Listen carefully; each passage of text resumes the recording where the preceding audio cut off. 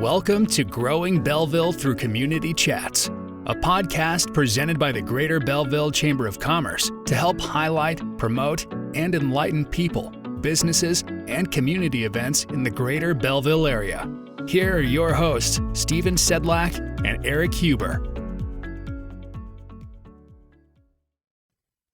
Good morning, everybody. Welcome back to another edition of Growing Belleville Through Community Chats. I'm your co-host, Stephen Sedlak, along with Mr. Eric Huber. How are we, Eric?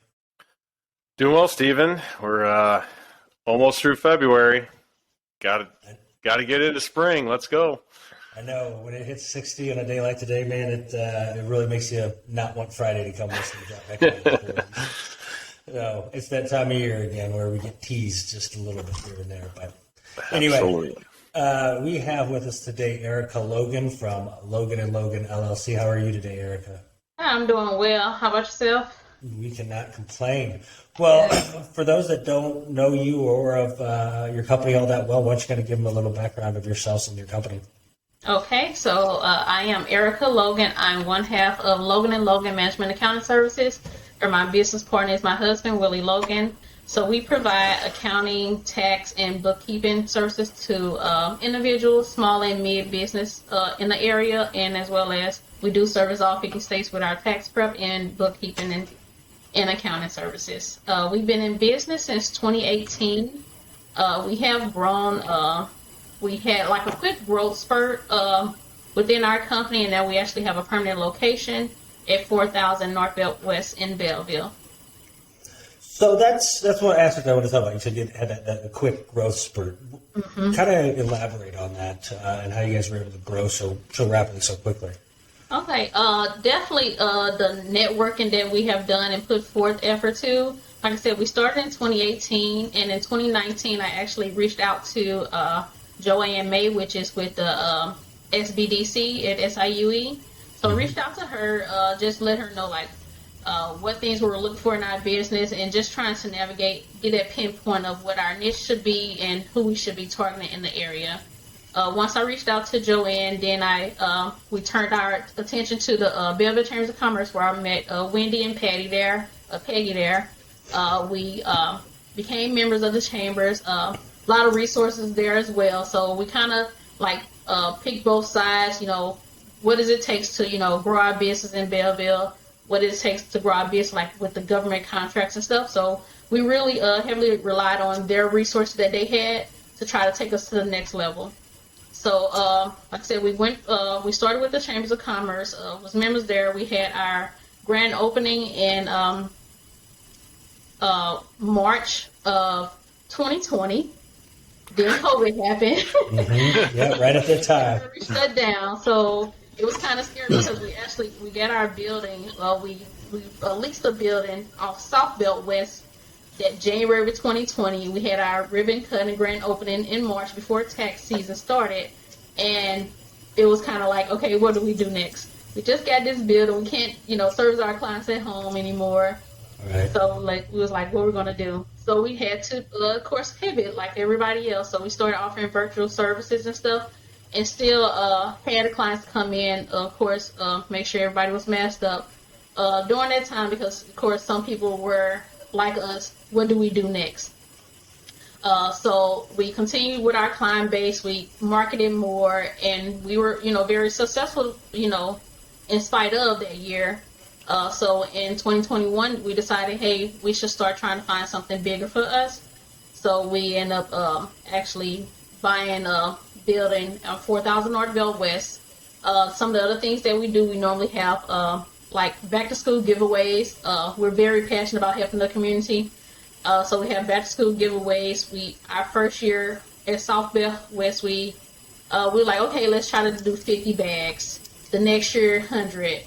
Year after that, 150. So each year we've grown and, putting our name out there, helping the community with different things that we do. Like I said, the back to school giveaway, as well as giving out hats, scarves, and gloves, and also donating to other nonprofits in the area. After back to school giveaways, of course, we have, bookkeeping clients and stuff. We also, like I said, with tax prep. So whatever we can do with our community, we really try to, that's our base, our community. So that's what we look for, and that's what we try to strive to help. Yeah, that's a very good point. One topic I wanted to talk about is you guys, of course, were one of the winners of the Business of the Year award through the Chamber of Commerce this year. And, a big aspect that I felt like that kind of helped you guys, that was the aspect of giving back to community. So first off, kudos to you guys on the nomination and the winning of that, and then also to the community give back that you guys do. But kind of want to touch on that a little bit more. What kind of inspired you guys to do that? Was that just something that, like you said, you're just always like to give back, or is it something that, hey, this is a good way to both give back but also kind of grow our name a little bit more? I'm always just kind of curious people's mindset when it comes across these ideas. Well, it's always something that we did even before our business. We love to give back. That's one of the reasons why we actually get into tax service, because we've seen that a lot of business kind of overcharge based on the filing status, and is namely like head of household with dependents that get overly charged because they're considered to have a bigger refund. So we wanted to be that person in a gap to like, hey, we're going to educate you on your tax return and not just file it. So we're going to allow you to understand what these numbers mean to you. So that's I feel like that's one of our big things that we do for our community and for our clients. Not just file your taxes, but as well as you get that understanding. Even if you don't come back to us, you would know how to do it based on all the information that we share with you during that process. I think, kind of something, I'm in the insurance world, and it's what you guys deal with and what I deal with are things that are kind of foreign to most people, right? They know they need it. They know they need to get it done. They don't understand the ins and outs of it. And I think if you can provide that educational aspect to them, not only does it build that relationship better, but it also builds that trust with you and their understanding, because now they're starting to get a little bit more and understand why things are done the way that they are. Yep. Exactly. And Eric, you're probably a similar way with certain aspects that you guys deal with too. Yeah, it's you mentioned it when you're sitting down with for me, it's commercial or business, either prospect or customer, and a lot of times, loans aren't their expertise, just like insurance isn't their expertise, and taxes the same way. So it's, as a professional, you got to have to sit down with them and talk to them and kind of walk them through some of those guidelines, which, like you said, you just build that better trust with them. Their trust in you once you sit down and explain things to them. So it's a true relationship, not a transaction. Right. Now, Ericka, when you guys did decide to launch this, I'm assuming you guys did not expect the growth that you had that quickly, especially during COVID. A lot of people, it was right. How did you guys adapt to not only just COVID, with everything taking place there, but just adapt of growing at such a high pace? We definitely have to do some adjustments, and everything goes on calendar. So because we have, I can see it behind you there. Yeah, we have lives outside of this because me and my husband do still work full time, and we do have 3 kids. So we have a great support system. My mother, helps us sometimes, with the day-to-day that we need whenever we, come in the office, because our office hours are kind of different from everybody else's. So ours start at 5 o'clock and may end at 9, and we do, Saturday from like 8 until 5 or something like that. So we may have late hours and stuff, especially during tax season. So we kind of try to rally our village to, help us out with our kids and to help if we need some assistance here at the office as well. That is the mindset that is the hustle mindset right there. I'll tell you what, so you both are working full-time jobs outside of Logan and Logan, correct? Yes. And you're still doing this, I don't want to say on the spare time, but on the side, if you will, at least for now. Is there, for one, that's phenomenal commitment, especially like you said with young kids and all that. So kudos to your support system, because I know a lot of business owners can't get through that growth period and that phase where they need to be without a good support system. But how does that? Does it make it challenging, especially this time of year with tax season? Do you guys slow down a little bit more during the rest of the year so you have a little bit more free time? You know what I'm saying? Because I know some with tax season it's a little bit different. I I don't think we have it slowed down just yet, because after tax season, that's where we pick up additional bookkeeping clients. Because, like I said, we look at their stuff and tell them what they need to fix. Then they come to us, say, hey, can you be our bookkeeper then? So we kind of pick up a couple of clients from that, and it just carries us on throughout the year. So it kind of balances out, throughout the year of what we can do, what we can't. We do try to take a vacation after tax season because we get like a 2-week break. So we try to take the whole family somewhere, like, hey, you probably missed us a little bit. We're back. So we just try to, enjoy the time. We do make sure we have off days. Sunday and Wednesday we don't work. So we make sure we still have those allotted times so we can, still have time with our family. Eric, I want to go back because we've talked to a couple people, and I don't think a lot of new businesses out there realize the help and support that Joanne and her program does have out there at SIUE. So can you touch on a little bit how you felt, either the help or the guidance, direction, what was it that they really helped you out with to get you guys going and started? Okay, yeah, so I met Joanne in 2019. We had maybe a couple of meetings to just establish what our niche should be. Because, of course, when you go into any field, you just want to do it all. So with her, she allowed us to pinpoint, what we want to do. So we thought, of course, our niche would be, focusing on churches. So as soon as I gave her that idea, she sent me an email with a list of churches in our area, maybe a 10-mile radius, and just sent this email with all these churches. So she was a really big help with what we were trying to do. Once we decided, okay, let's go a different route, because of course we don't focus on churches as much.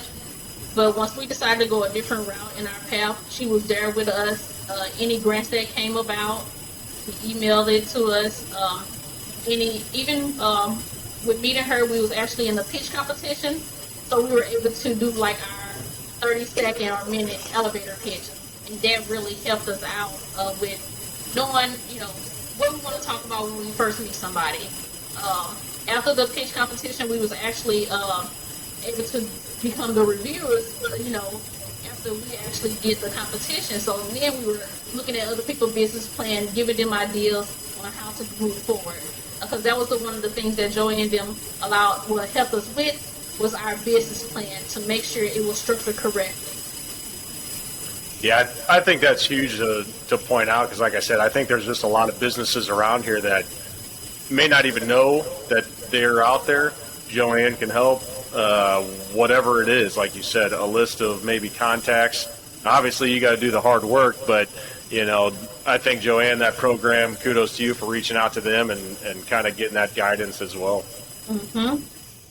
Yeah, and we had Joanne on not too long ago, and it was something that to be honest with you, I'd heard of, didn't know much about it, but I was extremely impressed with everything she had to talk about it in detail. And it's an aspect that I started a business in college that, if that would have been around, it might have been a different story. But I think it's important for people to realize, and I've had this conversation in just the insurance world too, that it's okay to reach out for help with people that are able to give the help and are wanting to give it. When you have resources like that out there, and how important and vital it can be to a company's success.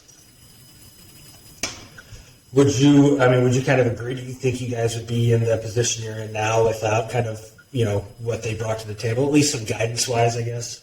Oh, definitely not. Like I said, they were our starting point with, providing us resources. So I definitely feel like everything worked out perfectly, with meeting Joanne and then, going to the chambers. Everything was right on time for us and what we really needed. So we heavily relied on them, with the resource they had, especially with the chambers as well, with Wendy and Peggy, with allowing us to, come out and expose ourselves as business owners and stuff. Definitely love to volunteer. I always tell Wendy, every time the chili cook-off come about, I want to make sure I'm in the booth and stuff. It's a really nice opportunity to not only be with the chamber, be a member, but actually volunteer with different things that they have going on around the area as well. Yeah, and I think that's important too, right? I think a lot of people join a chamber and that's, they don't really get involved, but they don't really, if you can put the time in and you can go to events and you can network and do that, you can get a lot more out of it. Your ROI is beyond belief on that. So kudos to you guys again for understanding that and taking that and running with it. And I agree. The chili cook-off every year is. I think I'm emailing them like in August. Like, when is this coming out? When can I sign up? I gotta jump on those beer tents before everybody else does. I was gonna say, you always find yourself behind the beer tent. Oddly enough, yeah. Yeah, right. I mean, somebody's got to work. It might as well be me. Absolutely. I think another thing that we've done, because of the success we had with the chambers and with SBDC, we actually had an event called Getting Connected with Your Local Resources, where we hosted the event at the chambers and we allow other business owners to come in just to see what you have available for you. Because like us, we didn't know all this was available. Of course, you have to do your research and stuff, and sometimes people just stop it there, but you got to also put the work in. So we actually hosted that event, and once the event, we really had great feedback, and we actually donated a membership to the chambers to one of the business owners there. Cause like that's awesome. We love to give back. We love to see other people succeed as well. So that's us doing what we normally always do. Yeah, and you guys are in that position with what you guys do that, again, you become that trusted advisor to those people, and like you said, that might be something they might not have known about, and you understand. I mean, let's be honest, if their businesses grow, you grow along with them kind of aspect. So any way you can help them improve their, even personal life or their business is a win-win for everybody. Yes. Go ahead, Eric. Eric, I'd like, we've had a couple business owners on here that obviously own their own place here in Belleville, but, since I think you probably the most or the newest as far as acquisition goes, so how was the process with buying that property with Belleville, or was there any involvement with the chamber helping out, finding a location? Tell us a little bit about your experience with the city. Okay. Well, I'm also a real estate agent, so it was kind of. He does it all, Stephen. Yeah. But how we came about with our lender was because of Joanne. So we told her our idea, like, hey, we want to try to get a building, and she gave us some lenders that were, really worked, with her program or partnered with her. So we reached out to Bank of Belleville with Brandon Racker, and we was able to get the loan because, of course, I'm a real estate agent. I knew everything that we needed to bring in. So it was a very simple process, easy process. So once we got those keys, that was it. Now I immediately regret asking because now I'm Belleville. No, that's good to hear. I mean, obviously, we know most of the lenders at other banks, and Bank of Belleville, again, is just another staple of Belleville, which obviously that's why we're here and promoting everybody. So kudos to you. That's good to hear that the process was easy. Mm-hmm. Yeah, and I think that, again, just shows another aspect of what the Chamber and SBDC and Joan can do, is that they have those connections that can help get people to the right people that they need for whatever circumstance they're in. And I'll say too, Steve, I mean, not so much a question, Ericka, but I mean, you've really touched on, you have to really get out there and get connected with the chamber. You hear too often, and maybe it was COVID, and Stephen, maybe you can add to it as well, but, it feels like a lot of businesses are either, not renewing their subscription with chambers, or they don't feel like they get a ton out of it, but sometimes you might have to look in the mirror and say, okay, are you involved? Is your business involved? Do you even know what the chamber can help you with? And if not, reach out to Wendy, reach out to your chamber people, because, they can help with a lot of stuff. They really were, even during COVID, they were, sending out emails like, hey, do you need any grants for your business? Do you need any, loans? They were able to provide that for us, gave us links in order to help us during that troubled time. Yeah, they do. Again, it's all about doing the research and finding what they can do. I think Ericka can nail on the head is that sometimes you got to look in the mirror and question yourself as opposed to the organization or whatever, chamber or whatever you're involved with, not providing it. More times than not, it's the person looking in the mirror. So anyway, well, Ericka, we want to be respectful of your time. We know you're busy. What's the best way that people can get a hold of you if they're interested to learn about you guys more? Yeah, so if you would like, our office location is 4000 North Belt West in Belleville. If you'd like to visit us on our website, it's www.loganaccounting, and accounting is abbreviated, ACCTG.com. So that's www.loganaccounting.com. Or you can reach us by phone, 618-825-9093, or follow us on Facebook. You can look us up at Logan and Logan LLC. Well, thank you once again. We truly appreciate it, and congratulations once again on the Business of the Year award as well. Very much deserving. Thank you. Absolutely. Awesome. Well, thank you guys for joining us, and hope our listeners join us next week for our next edition. So take care, everybody. All right. Bye. Thanks for listening to another episode of the Growing Belleville Through Community Chats podcast. Please remember to follow and subscribe to this podcast and share with your friends and community leaders. For additional information from this podcast, please reach out to the Greater Belleville Chamber of Commerce.